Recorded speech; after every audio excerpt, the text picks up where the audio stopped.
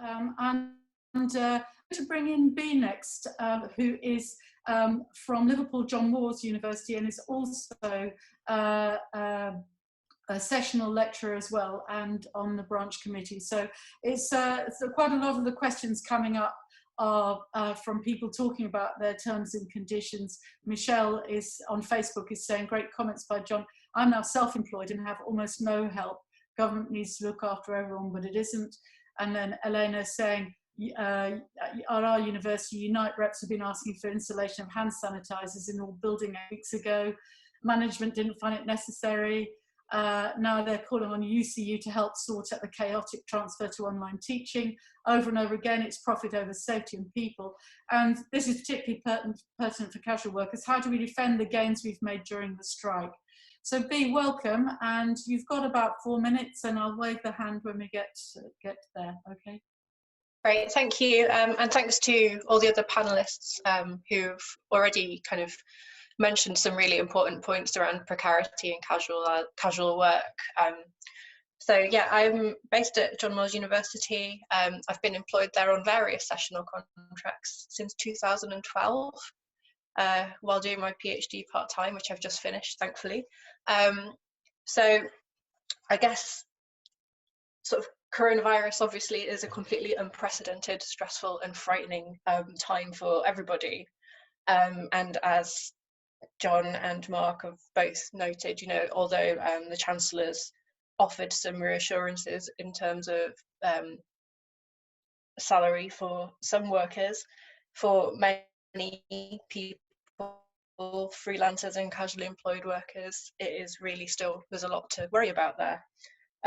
Even before the current kind of public health crisis, I think though there was a bit of a public perception that academics were generally secure in their jobs and well paid, and few people outside the sector and even some within it seem to be oblivious to or kind of grossly underestimate the scale and breadth of precarity within education and the practices of that type of employment in the sector.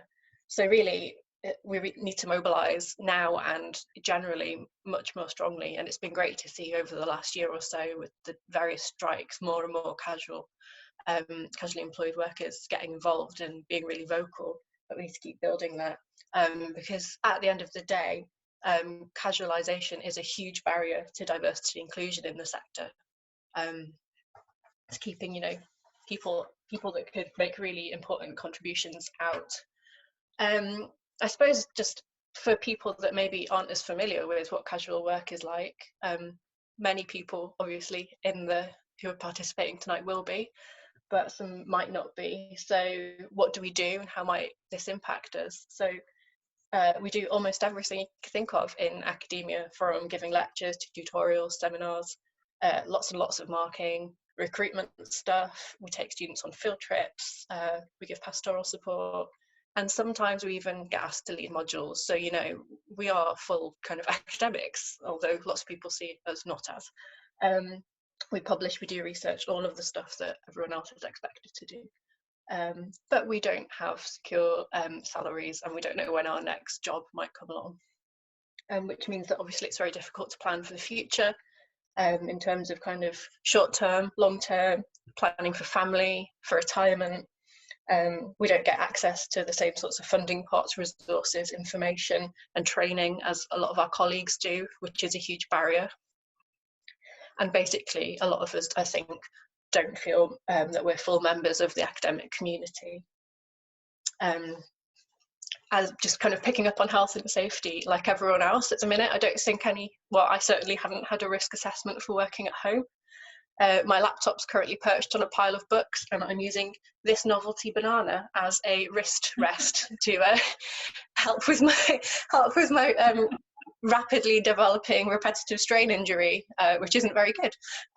So, you know, but I'm one of the fortunate people that has support from a partner, which means that I live in a house where I can have a quiet room to work.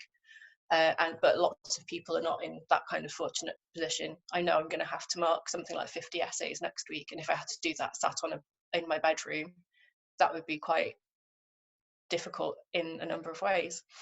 A time of increased pressure, uncertainty and stress for everybody. But a thing that's kind of given me a moment to pause, I suppose, has been I'm usually or often quite worried, stressed, and feel uncertain about my future as someone that's casually employed.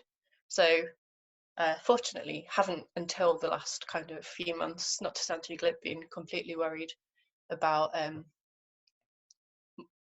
global health pandemics, but that's just an added thing on the pile. And I'm not saying that other academics or other people working around HE have it easy. So aware of the crushing workloads, the pressure to be productive, all while facing declining pay. And that is just that it's, I suppose, for a relatively young academic and someone that wants to come into the sector, it's really worrying and really sad that this is the state of the profession that we want to come into and want to contribute to. And this kind of global pandemic has hit the sector, which is already full of uncertainty and turmoil, and it's now kind of added action, urgency and confusion to the mix. Yeah, so I guess I just very quickly wrap up because I've seen the wave, sorry. Yeah, lots of things about COVID-19 we just don't know about. But as for casual workers, the response and the kind of fallout of this is patchy and unknown across institutions and within institutions, not knowing whether contracts will be honoured to the end of term or the end of the year. Fortunately for me, it will be. And with the kind of announcements on recruitment caps and things like that, what is coming up to summer and then going into kind of September is quite a fraught time for most casually employed academics, because we don't know if we'll have a job in September. But just adding this level of uncertainty around recruitment is making a huge problem. Worrying, is the kind of trickling stream of potential jobs going to dry up completely or not? So thank you. I'll finish there.